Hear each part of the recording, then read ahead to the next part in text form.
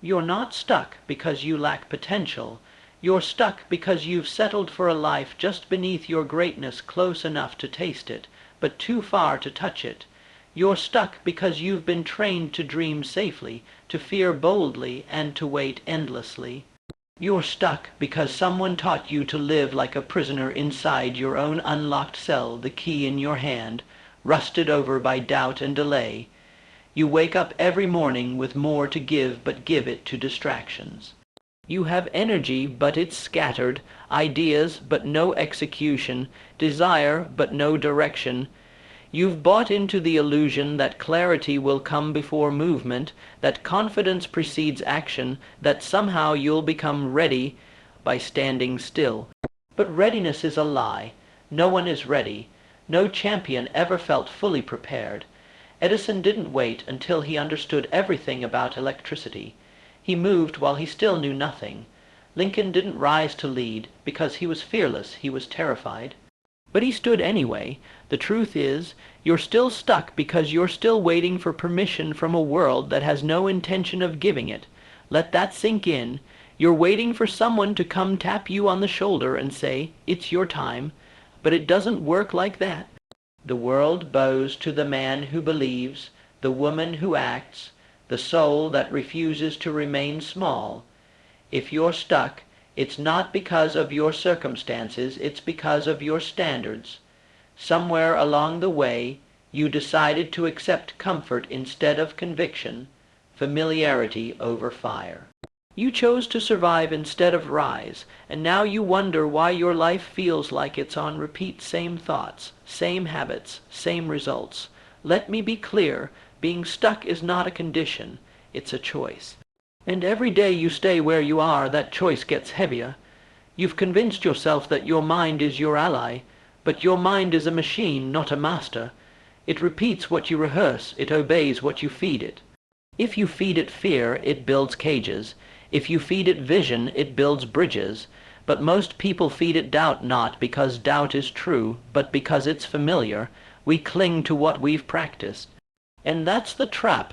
The truth is, you are what you practice. You practice hesitation, you become hesitant, you rehearse regret, you live in reverse, you train distraction, you lose your days to meaningless noise. But train belief deep, irrational, fire, breathing belief, and everything begins to bend. Look around. The people who built empires weren't smarter than you. They weren't more chosen. They simply refused to play by the rules of the average. Carnegie, born into poverty, worked in a cotton factory at 13. No future promised, no handouts, no excuses, but he had an obsession with progress, not perfection. He didn't wait until he had enough to act. He acted until he had enough. The same fire lived in Ford, who built the first car while everyone else said horses were fine, in Disney, who was fired for lacking imagination, in opera, who was told she was unfit for TV. Do you think these people waited to feel ready? No, they moved while being doubted, they rose while being ridiculed, they didn't overcome fear, they walked with it, and you can too. But first, you have to declare war on the part of you that keeps choosing stuck. That voice that says, "I'm not good enough yet, I'm not smart enough yet, I'm not connected enough yet." That voice is a liar. It's not you, it's your programming. It's the scar tissue of a society that fears the awakened individual more than anything else. Because a fully awake human being is dangerous not to others, but to mediocrity itself. You're not behind, you've just been hypnotized by the lie that growth is slow, success is distant, and worthiness is something to be earned. But listen closely. You were born worthy. That was never in question. The only thing in question now is whether you'll step into it, or keep shrinking to fit a life that was never meant to contain you. Ask yourself who benefits from you staying stuck, who profits from your hesitation, who wins when you dim your light, because stuck isn't just a feeling, it's a strategy. A silent agreement between your fear and your potential, negotiated in the dark. But you can tear up that contract today. You can stop auditioning for approval and start authoring your future. It begins with belief. Not the shallow kind that quotes motivational phrases, but the kind that burns through resistance like a blowtorch. The kind that sees failure and says, "Good, now we're getting somewhere." The kind that turns obstacles into raw material and builds mountains out of rubble. The kind that made Edison try 10 zero times without shame. That made Mandela spend 27 years in prison and still emerge with purpose.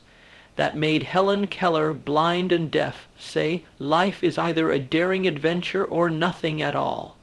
That's what belief really looks like. It's not a feeling, it's a decision, and it doesn't show up when things are easy. It shows up when everything inside you says quit. If you want to move forward, belief is non-negotiable, but belief alone is not enough. You need clarity, not the kind that comes from overthinking, but the kind born from vision. What do you see when you close your eyes? What future haunts you not because it's a nightmare, but because it's begging to be born? That's your vision calling. That's your soul reminding you why you're here, and it's not to play small. But clarity only arrives when you start moving, not when you read more, not when you wait. Action carves the path. Motion reveals meaning. The man who walks in fog will see farther with every step, but the man who waits for the fog to lift will die in the mist. This is the paradox. Clarity is not the prerequisite. It's the result. You build it like a sculpture, one deliberate swing at a time, and every swing chips away the excuses, the doubts, the limiting stories you've told yourself for too long. That is how the stuck become unstoppable. Not by changing everything at once, but by committing to a new rhythm, one of aligned, relentless motion. That's how you reclaim your power. That's how you find yourself again, because truthfully, you were never stuck. You were just paused, and every pause is a prelude to either a repeat or a revolution. Freedom doesn't arrive trapped. It's not handed to you because you finally reached the right time. It's seized. It's earned through discomfort, through decision, through the quiet war waged each morning between the version of you that wants to rise and the version that wants to rest. And whichever one wins, wins everything. You've been trained to run from discomfort, but that's where your evolution lives, not in safety, not in ease. The cocoon is not where the wings are born, the struggle is. A butterfly fights its way out, not because it's being punished, but because the fight is what makes the wings strong enough to fly, and it's the same with you. Every challenge you're facing right now is not here to break you. It's here to build you, but you have to stop negotiating with your purpose. You have to stop making excuses for your potential. Discipline must become your love language, action your compass, integrity your currency. Because in a world addicted to shortcuts, consistency is your advantage. When the world sleeps, grind. When they doubt, focus. When you fall, rise faster. You think you're tired because you work hard. You're not. You're tired because you keep resisting the truth of who you are. You are not meant for average. That's why it hurts.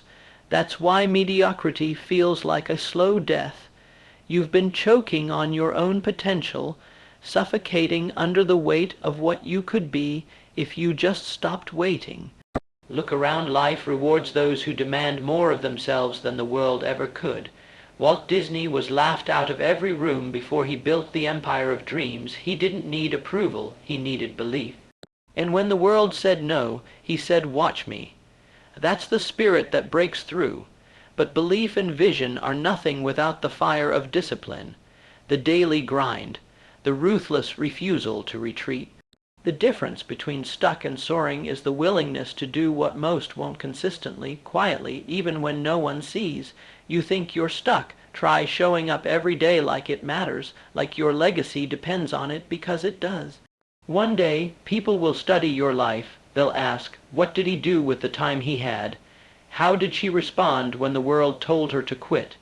Discipline is not a punishment. It is freedom in disguise.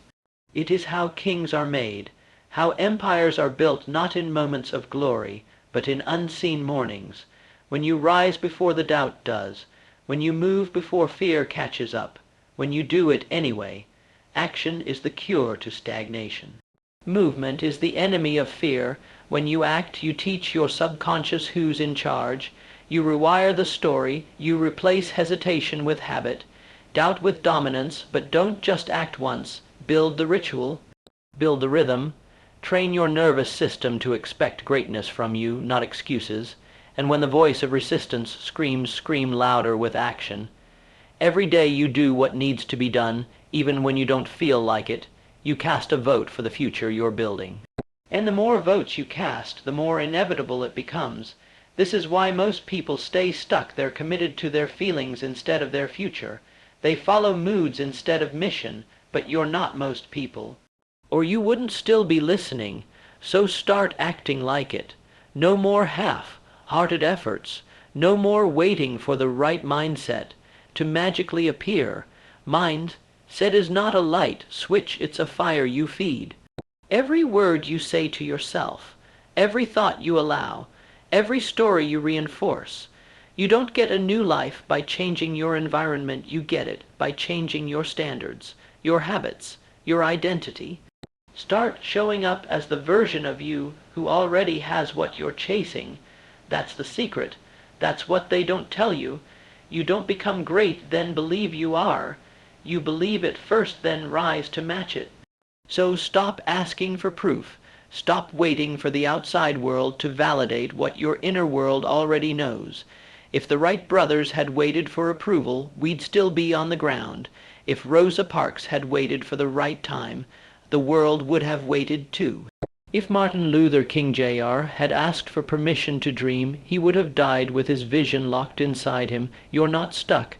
You're being summoned, called to a higher standard, a higher purpose, a higher identity. And yes, it will cost you your comfort, your distractions, your excuses. But what you get in return is beyond calculation. You get to live, so rise. The clock is ticking not in fear, but in favor. Every second is a door. Walk through it. Every day is a question. Will you repeat or will you rise? The choice is yours. You're stuck because you think the path needs to be perfectly lit before you take the first step. But that's not how it works. Edison didn't wait for a roadmap. He built the path as he failed forward 10,000 times. The light bulb wasn't the point, the mindset was. The belief that one more attempt could be the one. That's the mindset of a visionary, a builder, a winner. If you don't have clarity, then you move with courage. That's the trade. You give up the illusion of certainty in exchange for the reality of progress. Action sharpens vision. You walk blindly at first, but every step reveals more of the path. Most people never get started because they want the map to look like the destination. But your future doesn't show up as a blueprint. It shows up as a whisper, an instinct, a pull toward something more, and that pull, that's purpose. That's your soul remembering the assignment you were born with. But here's the truth, purpose doesn't yell. It doesn't chase, it waits, quiet, patient, watching to see if you're ready to hear it. Not with your ears, but with your life, with your commitment, with your action. You don't find purpose, you earn it. And you earn it by listening to what moves you, then building your life around it like a temple brick by brick, day by day, even when no one understands. People will call you crazy. Let them. The ones who change the world are always first ridiculed, then followed. They laughed at Carnegie, mocked Ford, told Oprah she didn't belong on TV, and each one of them could have let the noise bury their gift, but they didn't. They transmuted doubt into fuel. Because when you live on purpose, you become a fire no one can put out. But fire requires focus. You have to starve the distractions. This world is built to seduce your attention away from what matters. Your phone is a thief. Your comfort zone is a lie. Every scroll, every excuse, every delay, it costs you time you'll never get back. Focus is a superpower in a world of noise. Decide now what matters. Decide what you will no longer tolerate, because your future is not a matter of luck, it's a matter of clarity. Clarity on who you are, clarity on what you will become, clarity on the standards you will live by no matter what, and clarity isn't passive, it's forged by cutting out what no longer serves you, forged by saying no more than you say yes, forged by eliminating what is merely urgent so you can focus on what is truly important. Most people confuse movement with progress, but motion without vision is chaos. You can run in circles for years and call it effort, but until you aim that energy, you're just exhausting yourself. This is why you feel burned out. You're busy but not aligned, tired but not fulfilled, always working, never arriving. So aim, stop playing every position, stop trying to be everything for everyone. Pick your lane, own it, obsess over it until it bows to your will. Because when your vision is locked in, everything else becomes background noise. But vision alone is not enough. You must pair it with relentless execution. The kind of execution that doesn't wait for inspiration, the kind that moves even when the mood is missing, the kind that shows up, rain or shine, because the mission is bigger than the mood. Don't let feelings run your life. Build systems, build rituals, build the architecture of greatness into your calendar, into your body, into your being. Lincoln didn't free a nation by waiting for the mood to strike. He moved with vision, with resolve, with sacrifice. And when the weight of the world pressed down on him, he didn't fold, he forged forward. Not because it was easy, not because he felt ready, but because history doesn't remember the comfortable. It remembers the courageous. You want to be remembered, then earn it. Earn it by doing what scares you. Earn it by stepping into rooms you feel unqualified for and growing inside them. Earn it by refusing to let failure define your story. Because failure is never the end. It's the echo of your effort. It's the sculptor of your skill set. You don't avoid it, you wield it. The difference between stuck and unstoppable. One person sees failure as a wall. The other sees it as a staircase. You want momentum, then let go of perfection. Embrace progress. Let every misstep be a mentor. Let every setback reveal your strength. You will be tested not because the universe is cruel, but because you cannot lead from a place you haven't bled. Greatness asks everything from you, and it gives everything back. You're not stuck. You're standing at the gates. The only question is, will you keep knocking, or will you break them open? There comes a moment in every life where the excuses expire, where the story you've told yourself for years becomes too painful to carry, where the identity you built out of fear begins to crack, and through that crack, the light begins to pour in. You've reached that moment. This is where most turn back, because forward means fire. Forward means letting go of everything that once made you feel safe. Forward means admitting that you built a version of yourself on survival, not on vision. On comfort, not conviction, on what they told you to be, not who you were born to become. But you're not here to repeat. You're here to rebuild, brick by brick, thought by thought, choice by choice. You want power? Then take responsibility for all of it. Not just the wins, own the failures, own the detours, own the delay. It's not about shame. It's about taking back control. Because when you own it, you can change it. And when you change it, everything changes. The world doesn't respond to what you want. It responds to who you are. So stop begging the world to treat you differently and start becoming the kind of person the world can't ignore. You say you want abundance, but your habits still echo scarcity. You say you want freedom, but your thoughts are still chained to what went wrong. You say you want impact, but you're afraid to speak. You want confidence, but you haven't earned your own respect yet. How do you earn it? By keeping the promises you make to yourself, by doing hard things even when no one's watching, by walking away from anything that shrinks you, weakens you, dulls your edge. You think success is about strategy, but strategy is nothing without self-respect. And self-respect doesn't come from reading quotes or posting reels. It comes from action, alignment, ruthless honesty. Start asking yourself, does this habit honor the person I'm becoming? Does this relationship pull me forward or hold me down? Does this decision move me toward power or away from it? Every moment is a vote. And if you're not voting for yourself, you're letting the world decide who you become. The truth is, your life is perfectly designed for the results you're currently getting. If you don't like the results, change the design. And the design begins in your mind. You are the architect. You are the blueprint. You are the execution. The stuck version of you is not your enemy, it's your signal. It's the fire alarm in your soul screaming for reinvention. And reinvention doesn't start with goals. It starts with identity. So ask yourself, right now, who must I become to create the life I say I want? Not what do I need to do? Who must I become? That question will change your life. Because becoming is the beginning. It's not about chasing outcomes, it's about embodying the outcome before it arrives. The millionaire thinks differently before the money shows up. The leader leads when no one follows. The champion trains before the lights come on. It's not magic. It's identity before reality. And you don't drift into a new identity. You decide it. You declare it. Then you defend it from old patterns, from small minds, from your own resistance. You defend it every morning when you choose discipline over comfort. Every afternoon when you say no to distractions.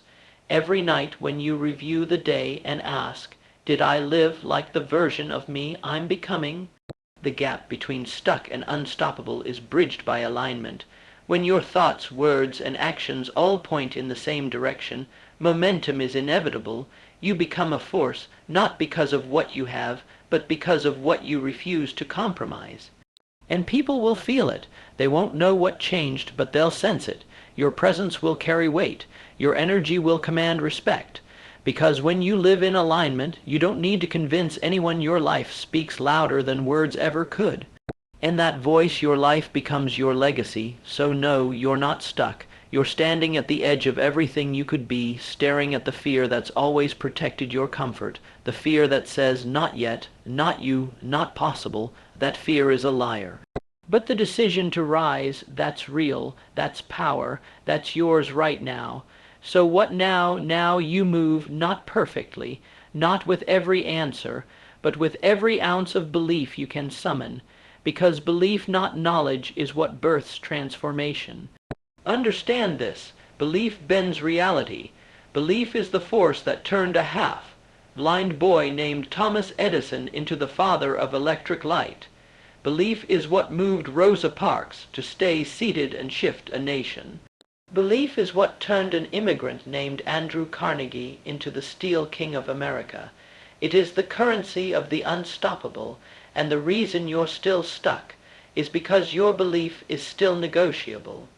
Every time you doubt, delay, distract, you auction off your destiny for comfort.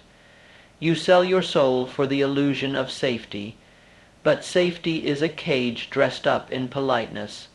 It looks responsible. It sounds reasonable. But it kills greatness in its sleep. No one ever changed the world by being reasonable.